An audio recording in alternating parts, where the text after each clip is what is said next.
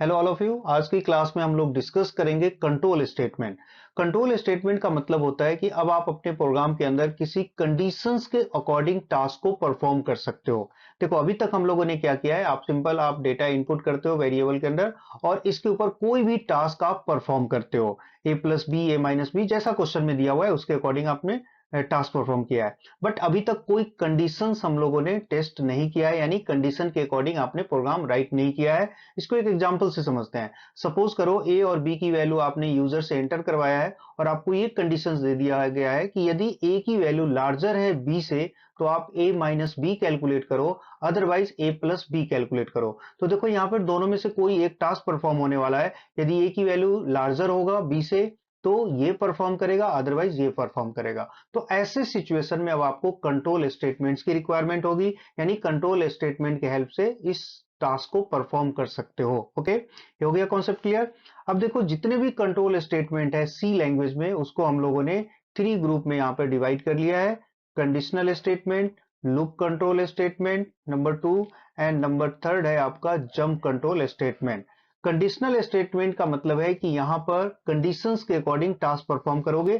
जैसा कि अभी मैंने आपको एग्जांपल में बताया, ये पहले कंडीशन चेक करेगा, यदि कंडीशन ट्रू है तो टास्क को परफॉर्म करेगा, कंडीशन फॉल्स है तो उस टास्क को परफॉर्म नहीं करेगा। ऐसे और भी बहुत सारे सिचुएशंस होंगे, हम लोग वन बाय वन ये सभी कंडीशनल स्टेटमेंट को अभी स्टडी करने वाले हैं। ओके, नेक्स्ट ग्रुप है आपका लूप कंट्रोल। लूप कंट्रोल का मतलब होता है रिपीटेशन। जब आपको कोई टास्क को बार बार रिपीट करना चाहते हो, यानी प्रोग्राम के अंदर जो आपने कोड किया है उस कोड को आप बार बार रिपीट करना चाहते हो कंडीशंस के अकॉर्डिंग, तो उस केस में हम लोग लूप का यूज करते हैं। ये भी हम लोग डिस्कस करेंगे वन बाय वन।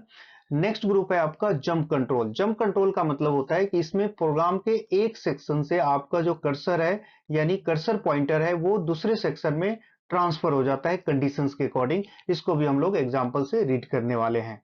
ठीक है, इफ स्टेटमेंट कैसे वर्क करता है हम लोग अभी एग्जांपल से समझेंगे। बट इससे पहले इसका सिंटेक्स चेक कर लो कि इफ स्टेटमेंट कैसे राइट किया जाता है। देखो यहाँ पे इफ स्टेटमेंट इस तरह से इफ आपको राइट करना है, फिर इसके साथ कंडीशंस, ये पैरेंथेसिस के अंदर आपको कंडीशन पास करना है। और यहाँ देख सकते हो ये इफ ब्लॉक मैंने स्टार्ट किया है और ये इफ ब्लॉक यहाँ पे क्लोज किया है। करली ब्रेसेस से आपको ओपन करना है, करली ब्रेसेस से आपको क्लोज करना है, और इसके बीच में आपने जो भी कोडिंग स्टेटमेंट आपने राइट किया है वो इस इफ कंडीशंस के अकॉर्डिंग एग्जीक्यूट होगा। यानी इसी को हम लोग इफ ब्लॉक कहते हैं, यानी इफ का ये ब्लॉक है, या इसको आप कह सकते हो इफ की बॉडी पार्ट है। यानी ये कंडीशन ट्रू होगा तो ये वाला पार्ट एग्जीक्यूट होगा, कंडीशन फॉल्स होगा तो ये वाला पार्ट एग्जीक्यूट नहीं होगा। इसको एक एग्जांपल से समझते हैं हम लोग। यहाँ मैंने कंप्लीट एग्जांपल ले लिया है। इसमें आप देख सकते हो ए की वैल्यू मैंने क्या असाइन किया है, 6 असाइन किया है। आप चाहो तो इसको यूजर से भी इनपुट करवा सकते हो, scanf percentile D and m%a। I hope इसमें आप सबको कोई कंफ्यूजन नहीं होगा, ये सारी चीजें हम लोगों ने पहले डिस्कस किया हुआ है। अब आप देखो यहाँ पे कंडीशन, बेसिकली आपको कंडीशन इफ स्टेटमेंट पे फोकस करना है। तो यहाँ इफ के साथ मैंने इस तरह से कंडीशन राइट किया है, ये देखिए पैरेंथेसिस, आपको पैरेंथेसिस के अंदर आपको राइट करना है कंडीशन, और यहाँ पे सेमी कॉलन यूज नहीं करना है। इस चीज को जरूर आप लोग नोट करना, क्योंकि कई बार आप सब कंफ्यूज होते हैं, आप सबको नहीं पता होता है, कहीं भी आपने सेमी कॉलन लगा दिया, तो ये ध्यान रखना है। यहाँ पे यदि आप सेमी कॉलन यूज कर लेते हो तो क्या होगा, ये ब्लॉक यहीं पे एंड हो जाएगा। तो इस वजह से सेमी कॉलन यूज नहीं करना है। ठीक है, चलिए, यदि ये कंडीशन ट्रू होगा तो ये वाला स्टेटमेंट, यानी इसके जो बॉडी सेक्शन है आप देख सकते हो ये वाला ब्लॉक है, इस ब्लॉक के अंदर जो भी आपने कोडिंग किया हुआ है वो सारे coding one by one execute होगा। अब आप ये देखो, ये जो प्रिंटफ मैंने राइट किया हुआ है पिक्सल क्लासेस, ये क्या है, ये इस ब्लॉक से बाहर है। तो आप बता सकते हो क्या इसका रिलेशन इस कंडीशन से होगा? नहीं होगा, बिल्कुल नहीं होगा, क्योंकि इस कंडीशन ब्लॉक से बाहर है। तो ये कंडीशन ट्रू होगा या कंडीशन फॉल्स होगा, इस वाले स्टेटमेंट पे कोई फर्क नहीं पड़ने वाला है। राइट, अब इसको हम लोग एग्जीक्यूट करके देखते हैं।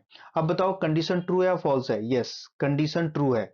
ए लेस देन 10 कंडीशन ट्रू है, तो इसके ब्लॉक में जो भी स्टेटमेंट दिया हुआ है वो एग्जीक्यूट होगा। ए प्लस प्लस, इसका मतलब क्या होगा, ए की वैल्यू 7 होगा, फिर ये मैसेज प्रिंट होगा, न्यू वैल्यू इज 7। ये इस तरह से आपके स्क्रीन पे प्रिंट होने वाला है। क्या ये पिक्सल क्लासेस प्रिंट होगा? यस, ये भी प्रिंट होगा आपके स्क्रीन पे। क्यों प्रिंट होगा? क्योंकि ये कंडीशन से बाहर है, कंडीशन से इसका कोई मतलब नहीं है। राइट, अब एक और एग्जांपल ले लो। सपोज करो ए की वैल्यू मैंने यहाँ पे 20 पास किया है। अब बताइए क्या होगा। ए की वैल्यू 20 पास किया है तो कंडीशन ट्रू या फॉल्स है? 20 लेस देन 10 कंडीशन क्या है, कंडीशन फॉल्स है। राइट, तो क्या ये वाला ब्लॉक एग्जीक्यूट होगा? बिल्कुल एग्जीक्यूट नहीं होगा। क्यों नहीं एग्जीक्यूट होगा? क्योंकि कंडीशन फॉल्स है। इसका डेफिनेशन है कंडीशन ट्रू होगा तभी इसके ब्लॉक में कर्सर इन करेगा और उसको चेक करेगा। तो इस केस में कंडीशन फॉल्स है तो ये डायरेक्टली कर्सर आपका इस ब्लॉक से बाहर आ जाएगा। इस ब्लॉक से बाहर क्या लिखा हुआ है?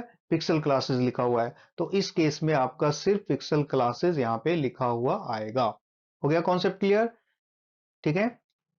इफ स्टेटमेंट से रिलेटेड एक और कंफ्यूजन हम लोग डिस्कस कर लेते हैं। जैसा कि मैंने आपको बताया कि इसका सिंटेक्स है, सबसे पहले आपको इफ राइट करना है, फिर यहाँ पे कंडीशन स्पेसिफाई करना है, करली ब्रेसेस ओपन करना है और यहाँ करली ब्रेसेस क्लोज करना है। और इसके बीच में आप जो भी कोड राइट करते हो इस ब्लॉक को एग्जीक्यूट करता है। कब? जब कंडीशन ट्रू हो। सपोज कीजिए आपके मन में एक क्वेश्चन होगा कि ये मैं करली ब्रेसेस मैंने नहीं यूज किया है तो क्या होगा। जैसा कि मैंने यहाँ पे एक एग्जांपल लिया हुआ है, आप देख सकते हो ए की वैल्यू मैंने 10 असाइन किया हुआ है और यहां पर एक कंडीशन मैंने राइट किया है और इसके साथ कोई भी करली ब्रेसेस देखो मैंने यूज नहीं किया इफ के साथ। जैसे यहां पर रूल है इफ के नीचे आपको करली ब्रेसेस से इसका ब्लॉक स्टार्ट करना है, यहां पर मैंने नहीं किया है। तो क्या ये एरर शो करेगा? तो देखो मैं क्लियर कर देना चाहता हूं कि ये एरर शो नहीं करेगा, ये एग्जीक्यूट होगा। लेकिन ये बाय डिफॉल्ट ये फर्स्ट स्टेटमेंट को ब्लॉक के अंदर कंसीडर करेगा। यानी इस चीज को नोट करो आप लोग। यदि आपने करली ब्रेसेस यूज नहीं किया है तो बाय डिफॉल्ट इफ के अंदर सिर्फ सिंगल स्टेटमेंट आएगा। इमीडिएट स्टेटमेंट जो आपने ठीक उसके बाद लिखा हुआ है वो इफ के अंदर माना जाएगा। यानी इस केस में ये जो पिक्सल्स मैंने लिखा है ये इफ ब्लॉक के अंदर है और जो क्लासेस लिखा है ये इफ ब्लॉक से बाहर है। राइट। अब जैसे देखो अभी आप इसको रन करोगे, इसका आउटपुट क्या आएगा? कंडीशन क्या है? कंडीशन ट्रू है तो ये ब्लॉक एग्जीक्यूट होगा। यानी आपके स्क्रीन पे यहाँ पे पिक्सल्स लिखा हुआ आ रहा है। फिर उसके बाद ये वाला ब्लॉक प्रिंट होगा, यस एक कंडीशन से बाहर है तो ये भी क्लासेस भी आपको यहाँ पे इस तरह से राइट किया हुआ आएगा। ठीक है, समझ में आ रहा है? अब सपोज करो कि ए की वैल्यू मैंने यहां पर असाइन कर दिया है 20। अब इस केस में देखो इसको कंपाइल करो, क्या ये वर्क करेगा? कंडीशन क्या है? कंडीशन फॉल्स है तो ये वाला स्टेटमेंट सिर्फ वर्क नहीं करेगा। क्योंकि जैसा मैंने बताया कि करली ब्रेसेस आप यूज नहीं करते हो तो इसका मतलब है कि सिर्फ सिंगल स्टेटमेंट इसके अंदर आता है। यानी अभी एक कंडीशन फॉल्स है इस केस में तो ये वाला स्टेटमेंट वर्क नहीं करेगा।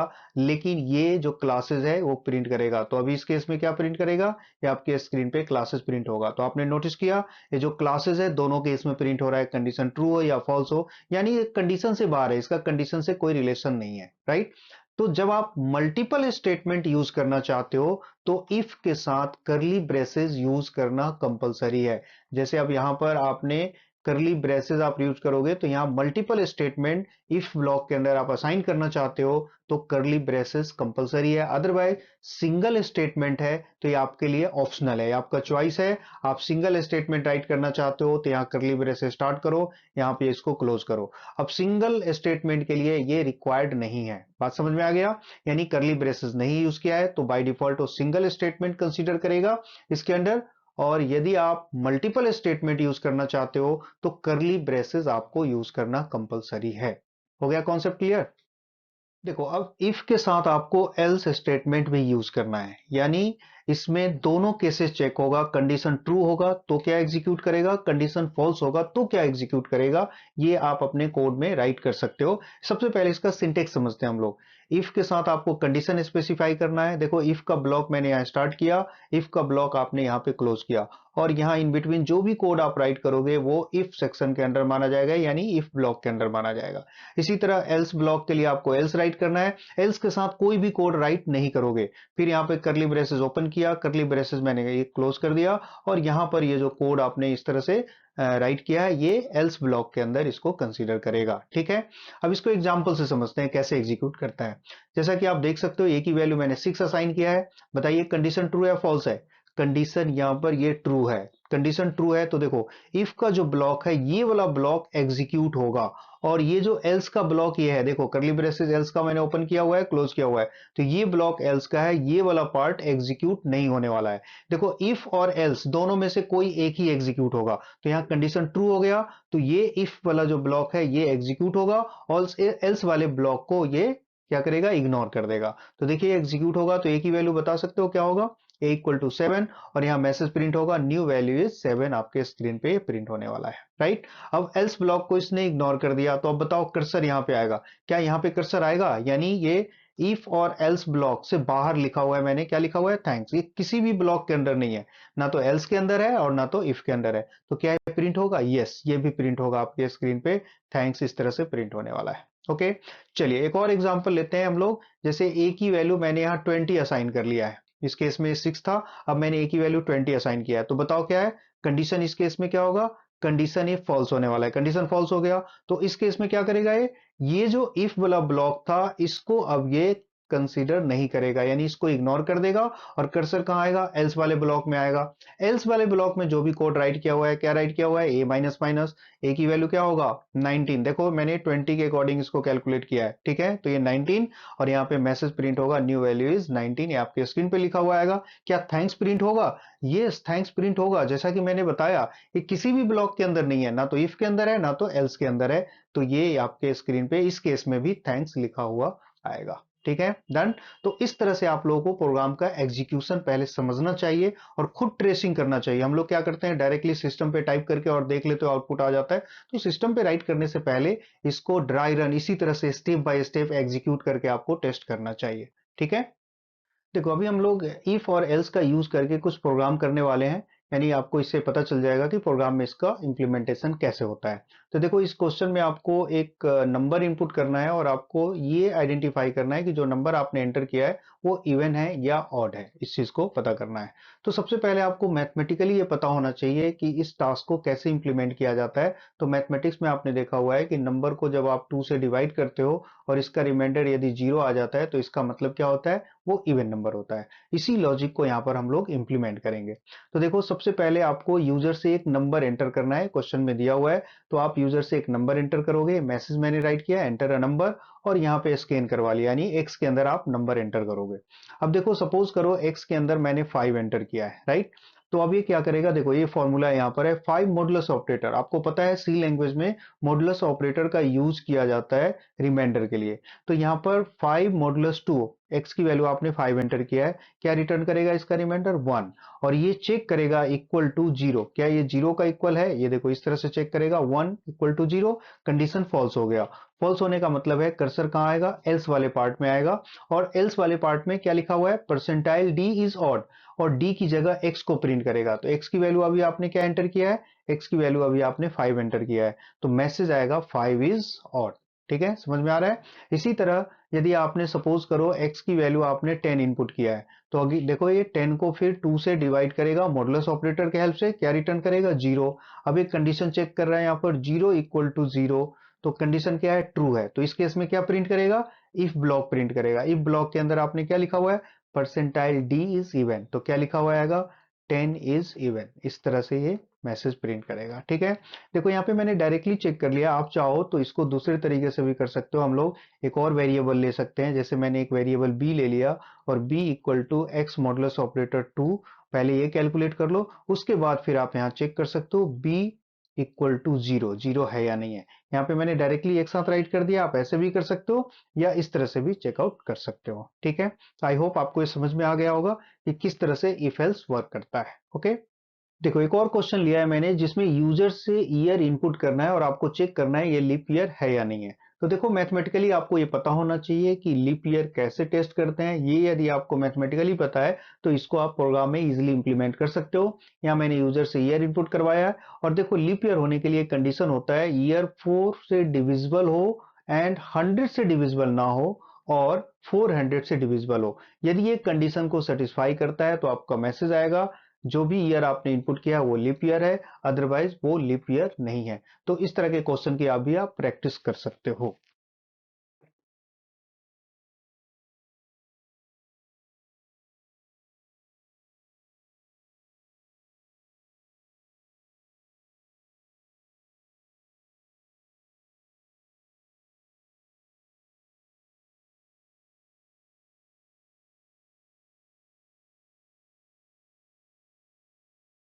अब हम लोग लर्न करेंगे लैडर इफ। लैडर इफ का मतलब है कि आप यहाँ पर मल्टीपल इफ स्टेटमेंट एक साथ यूज कर सकते हो, मल्टीपल कंडीशन चेक करने के लिए यूज किया जाता है। इसका सिंटेक्स है, सबसे पहले इफ कंडीशन आपको राइट करना है, यदि ये कंडीशन ट्रू होगा तो ये वाला कोड एग्जीक्यूट होगा, यदि ये कंडीशन फॉल्स होगा तो फिर ये दूसरे कंडीशन को आप चेक करोगे। इस तरह से ये चेक करता है एल्स इफ एक कंडीशन ट्रू होगा तो इसका कोड एग्जीक्यूट होगा। इसी तरह आप multiple else if statement use करोगे। ये जरूर नोट करना कि यहाँ एल्स और इफ के बीच में क्या है, स्पेस है, यानी स्पेस नहीं डालोगे तो एरर शो करेगा। इस तरह से मल्टीपल इफ स्टेटमेंट यूज कर सकते हो। और लास्ट में आपको एल्स यूज करना है। देखो ये ऑप्शनल पार्ट होता है, इसकी रिक्वायरमेंट नहीं है तो इसको आप इग्नोर कर सकते हो। अदरवाइज ये चाहते हो कि सभी कंडीशन फेल हो जाए और लास्ट में कुछ एक्शन होना चाहिए तो उसकी कोडिंग एल्स के अंदर आप कर सकते हो। बट मैं फिर से कह रहा हूं ये ऑप्शनल पार्ट है, आप नहीं भी करोगे तो इसके लिए कोई एरर शो नहीं करेगा। अब इसको एक एग्जांपल से समझते हैं हम लोग। यहाँ पर एक प्रोग्राम राइट करना है जिसमें आपको यूजर से एक नंबर एंटर करना है और ये आपको आइडेंटिफाई करना है कि जो नंबर एंटर किया गया है वो पॉजिटिव है, निगेटिव है या जीरो है। तो देखो आप जीरो इनपुट करोगे तो जीरो होगा। जीरो से लेस देन नंबर इनपुट करोगे, यानी निगेटिव नंबर क्या होता है, जीरो से लेस देन होता है। और पॉजिटिव नंबर क्या होगा, जीरो से ग्रेटर देन होता है, राइट। इसी के अकॉर्डिंग देखो मैंने यहाँ पे कोड राइट किया हुआ है। एंटर नंबर, आपको एक नंबर एंटर करना है, फिर कंडीशन चेक किया मैंने, n greater than zero, zero से ग्रेटर देन है तो ये वाला कोड एग्जीक्यूट होगा। Else if n less than zero तो ये वाला कोड एग्जीक्यूट होगा, एल्स अदरवाइज ये वाला कोड एग्जीक्यूट होगा, राइट। अब सपोज करो यहाँ पे मैंने नंबर 5 एंटर किया है, चेक करेगा 5 ग्रेटर देन जीरो, क्या प्रिंट करेगा, तो यहाँ पे परसेंटाइल डी यानी 5 इज पॉजिटिव नंबर, ये प्रिंट करेगा स्क्रीन पे और उसके बाद ये एग्जीक्यूशन स्टॉप हो जाएगा, राइट। इसी तरह ए की वैल्यू यदि -2 आपने इनपुट किया है तो देखो ये चेक करेगा क्या -2 ग्रेटर देन है, -2 ग्रेटर देन जीरो, ये कंडीशन क्या है, फॉल्स हो गया। जैसे ये कंडीशन फॉल्स हो गया कर्सर नेक्स्ट वाले इफ के पास आएगा, यहां चेक करेगा एन लेस देन, क्या एन की वैल्यू लेस देन है, यस, -2 लेस देन जीरो, ये वाला कंडीशन सेटिस्फाई कर रहा है यानी ट्रू है। तो क्या करेगा, ये वाला ब्लॉक यहाँ पर एग्जीक्यूट होगा और आपका एग्जीक्यूशन स्टॉप हो जाएगा, राइट। इसी तरह मैंने जीरो इनपुट किया है तो देखो फिर से ये चेक करेगा क्या ये कंडीशन ट्रू है, नहीं, ये zero greater than zero, condition क्या हो गया, फॉल्स हो गया, तो ये इसको इग्नोर कर देगा। फिर सेकेंड कंडीशन को चेक करेगा, यहाँ पे आप देख सकते हो कंडीशन क्या है, जीरो लेस देन जीरो, ये भी कंडीशन फॉल्स हो गया, तो क्या करेगा, फिर ये इसको भी इग्नोर करेगा। और लास्ट में क्या है, एल्स, एल्स में कोई कंडीशन नहीं दिया हुआ है, इसका मतलब है कि अब सारे कंडीशन फेल हो जाते हैं तो एल्स वाला पार्ट एग्जीक्यूट होगा, यानी द नंबर इज जीरो, ऐसा मैसेज आएगा, ठीक है। तो आपके समझ में आ गया कि ये जो इफ एल्स है सीक्वेंस में एग्जीक्यूट करता है और जिस पोजीशन पे कंडीशन ट्रू होगा वहीं पर वो उसका जो इफ ब्लॉक है वहीं पर स्टॉप हो जाता है उसी पोजीशन पे, ठीक है। देखो एक और क्वेश्चन लिया है जिसमें आपको 3 नंबर यूजर से इनपुट करना है और आपको लार्जेस्ट नंबर फाइंड आउट करना है। इसी तरह का एक क्वेश्चन हम लोगों ने किया था कंडीशनल ऑपरेटर के हेल्प से, जिसको टर्नरी ऑपरेटर भी कहते हैं, याद होगा आप सबको। बट यहाँ पे आपको इफ स्टेटमेंट के हेल्प से करना है, ठीक है। तो देखो यूजर से मैंने एक नंबर एंटर करवाया, 3 नंबर एंटर करवा लिया है और यहाँ पर देखो कंडीशन मैंने इस तरह से एंड ऑपरेटर के हेल्प से स्पेसिफाई किया है। इसको नंबर एंटर करके कंपाइल करते हैं कि ये कैसे वर्कआउट करता है। तो देखो ए की वैल्यू सपोज करो यहाँ पे आपने 10 इनपुट किया, बी की वैल्यू 5 इनपुट किया और सी की वैल्यू सपोज 15 मैंने इनपुट किया हुआ है, राइट। अब देखो हमारा प्रोग्राम कैसे वर्क करता है। जैसा कि आप देख सकते हो ए की ए ग्रेटर देन बी, ए ग्रेटर देन बी, आप देखो कंडीशन ट्रू है फॉल्स है, देखो ये वाला कंडीशन ट्रू है यानी फर्स्ट कंडीशन ये ट्रू है। ए ग्रेटर देन सी, ये कंडीशन क्या है, फॉल्स है। तो आप सबको पता है यहाँ पर देखो एंड ऑपरेटर यूज किया हुआ है, इसका मतलब है कि एक भी कंडीशन फॉल्स है तो ये क्या माना जाएगा, ये कंडीशन आपका फॉल्स हो गया। तो क्या होगा, ये वाला पार्ट एग्जीक्यूट नहीं करेगा यानी ये वाला कोड प्रिंट नहीं होगा, ओके। अगेन अब एल्स इफ का मतलब है अब यहां पर कंडीशन चेक करेगा। तो देखो B greater than A, B की वैल्यू क्या है, 5 है और ए की वैल्यू क्या है, 10 है। तो इसका मतलब क्या है, फर्स्ट कंडीशन फॉल्स है, तो इसको चेक करने की जरूरत ही नहीं है क्योंकि फर्स्ट कंडीशन फॉल्स हो गया और यहाँ पे एंड ऑपरेटर यूज किया हुआ है, तो इसका मतलब क्या है, ये भी फॉल्स कंसीडर करेगा। उसके बाद देखो ये कंडीशन फॉल्स हो गया तो कर्सर कहाँ आएगा, एल्स में। एल्स में कोई भी कंडीशन चेक नहीं करना है, ये मैसेज क्या प्रिंट करेगा, सी, सी की वैल्यू क्या है अभी 15, तो ये मैसेज आएगा 15 इज लार्जेस्ट नंबर, ठीक है, समझ में आ रहा है। चलिए एक और इसको डिजिट को चेंज करके देखते हैं। ए की वैल्यू इस बार मैंने 7 लिया है, बी की वैल्यू मैंने यहाँ पर 10 लिया है और सी की वैल्यू मैंने 3 लिया है, राइट। अब देखते हैं कैसे वर्क करता है। अगेन आप इसको कंपाइल करो, ए ग्रेटर देन बी, कंडीशन क्या है, ये फॉल्स हो गया। अब इसके अकॉर्डिंग देखोगे A greater than B, condition false है तो ये फॉल्स हो गया, तो इसका मतलब है कि ओवरऑल इसकी वैल्यू क्या होगा, ये भी इसको फॉल्स माना जाएगा, राइट। चलिए तो ये वाला स्टेटमेंट एग्जीक्यूट नहीं होने वाला है। अगेन इसको देखो, बी ग्रेटर देन ए, यानी बी की वैल्यू क्या है, 10 है, 10 ग्रेटर देन ये वाला कंडीशन ट्रू है, राइट। ये कंडीशन ट्रू है। अब इसको चेक करो, बी ग्रेटर देन सी, क्या बी ग्रेटर देन सी से है, यस, सी की वैल्यू 3 है, तो क्या होगा, ये वाला कंडीशन भी ट्रू है, तो ये भी ट्रू है और ये भी ट्रू है। एंड में क्या आप लोगों ने पढ़ा है, एंड ऑपरेटर में दोनों कंडीशन ट्रू है तो रिजल्ट ट्रू माना जाएगा, तो ये वाला मैसेज आपका प्रिंट होगा, परसेंटाइल डी यानी बी इज लार्जेस्ट नंबर। ठीक है, चलिए एक और एग्जांपल ले लेते हैं। सपोज करो ए की वैल्यू मैंने 3 ले लिया है, बी की वैल्यू मैंने यहाँ पर सपोज करो 10 ले लिया है, और सी की वैल्यू मैंने यहाँ पर 1 ले लिया है, इसकी वैल्यू 30 कर दो आप। ठीक है, यानी ए को मैंने लार्जर कर दिया है। चलिए अब इसको चेक कर लेते हैं।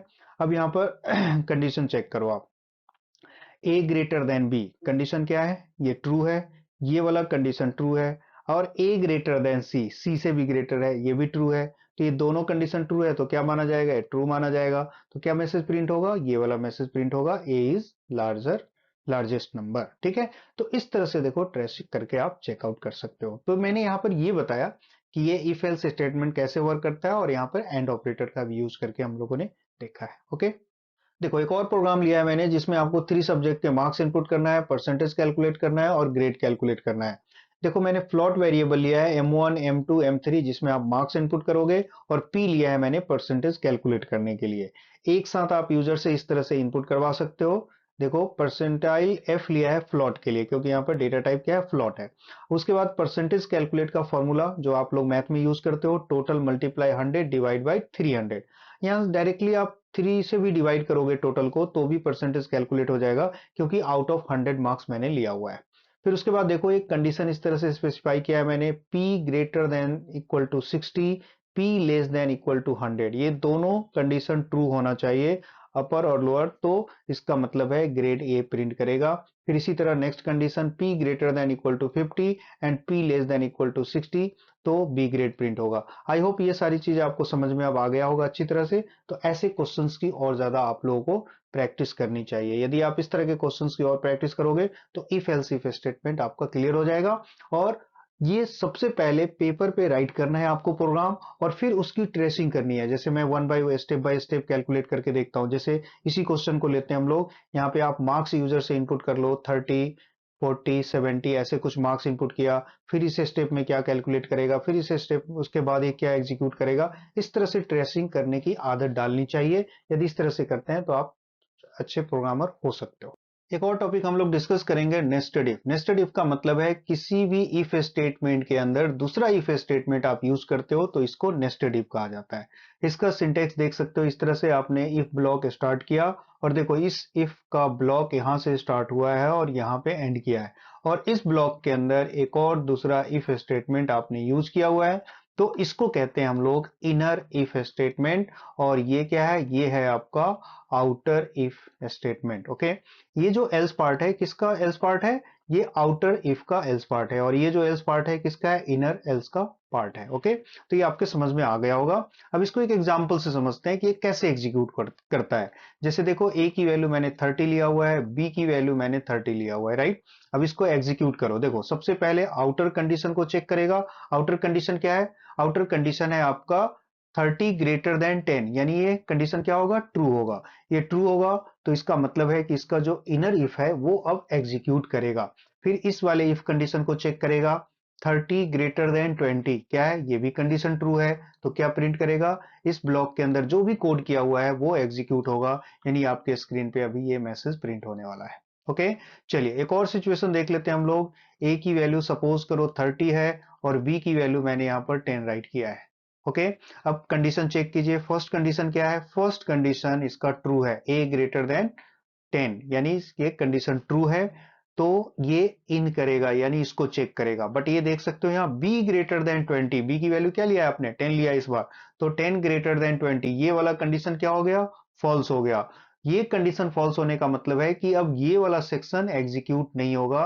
तो कर्सर कहां आएगा, ये कंडीशन फॉल्स हुआ है तो इसके एल्स पार्ट में आएगा। इसका एल्स पार्ट क्या है, ये इसका एल्स पार्ट है, तो इस बार क्या मैसेज प्रिंट होने वाला है, इस बार मैसेज प्रिंट होने वाला है इनर एल्स। ये देखो जस्ट मैंने समझाने के लिए यहाँ पे राइट कर दिया है इनर एल्स, कुछ भी आप लिख सकते हो यहाँ पर मैसेज।